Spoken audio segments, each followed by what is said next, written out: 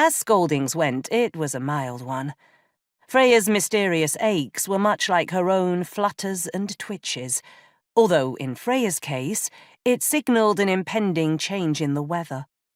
Freya had the same connection to the elements their poor great-great-aunt Elspeth had had, which was rather worrying when one considered Aunt Elspeth's fiery end.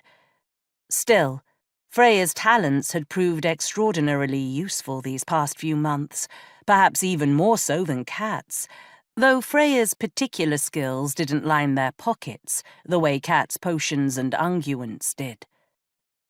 Yet they'd proven the difference between life and death, for all that.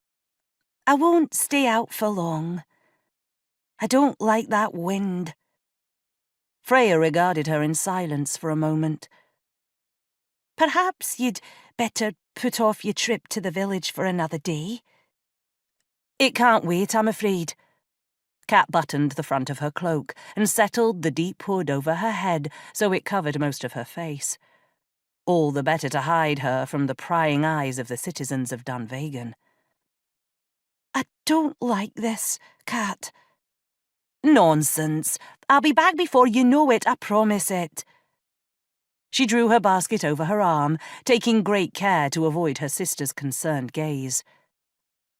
Freya let out a soft huff, but she said only, "See that you are." It would take an hour, perhaps a little longer. Really, it was hardly any time at all. Why, she'd be back before Freya had a chance to miss her. It was a walk into the village, nothing more.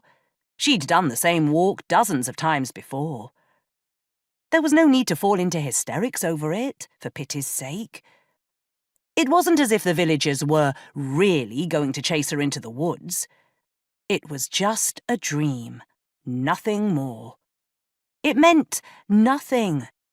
She'd found the castle to be much the same this morning as she'd left it the night before, and her sisters engaged in their usual pursuits. All was well. But the uneasiness in her belly persisted. Her eyebrow was twitching most insistently, and there was an ominous tingle underneath her breastbone. As she made her way down the rocky pathway that led to the village, a spray of gooseflesh rose on the back of her neck. She knew better than to dismiss her telltale tics and flutters. Something was amiss. She couldn't see or hear it, but she could sense it, the air around her alive and crackling with portent. She'd long since learned to heed these sorts of warnings. They were signs of ill tidings yet to come.